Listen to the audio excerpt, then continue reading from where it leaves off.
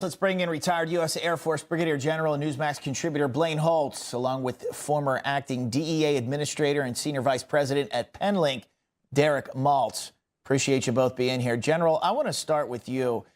Given John Huddy's report that Nicolas Maduro, the Venezuelan government, is backing these drug runners and these drug cartels, without the United States military, is it even possible to stop them? You see why President Trump is using it, because without it, I feel like it's just going to keep coming through. This is necessary.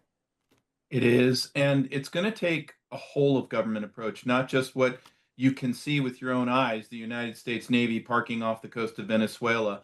By the way, they're in proximity to a whole lot of other cartel harboring type nations as well. But there's going to be clandestine elements to this as well. There'll be folks on the ground that are going to be in harm's way. There's going to be our folks here, our first responders here, our National Guard. The cartels are on every main street in every municipality.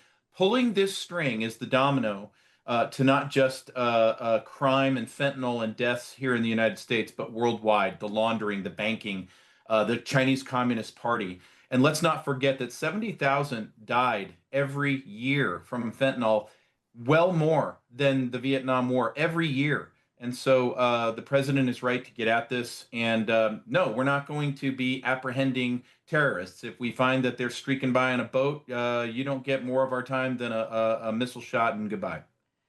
Derek, let's talk about the drug poisonings, because that's what's happening. People aren't overdosing. They're being poisoned purposefully. These chemicals are being smuggled in. President Trump doing everything he can to save American lives, but they're still coming in. People think that kids experimenting, thinking they're taking a Xanax, but really they're taking fentanyl. There's even a more potent drug, which Narcan can even revive them. So talk to us about how devastating the drug epidemic has become and what can be done about it? Because the president obviously is doing what he can, but talk to us also about the local authorities. So, Lydia, thank you. So I just want to show this real quick. This is infants that are dying all over America from this poison that's coming from the Chinese labs.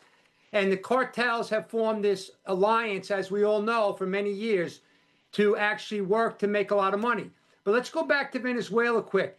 It's a narco state. It's been operating that way about 20 years.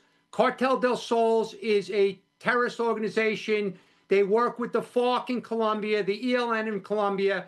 They're moving massive ton quantities. And what President Trump did with this unprecedented kinetic strike was not only to save Americans, but he's saving people that are addicted to cocaine around the world.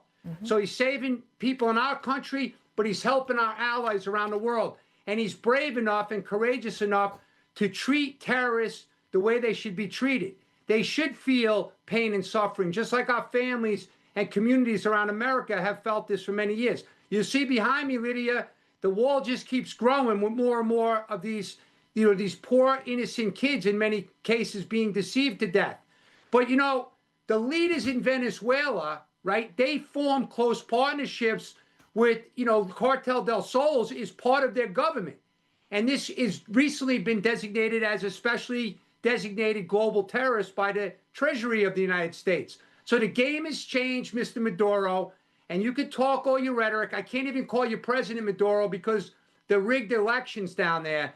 But at the end of the day, thank you, President Trump, for stepping up. But today there was also a big announcement in Houston. They seized a record amount of synthetic chemicals that came in from China. They're going to Mexico to produce meth.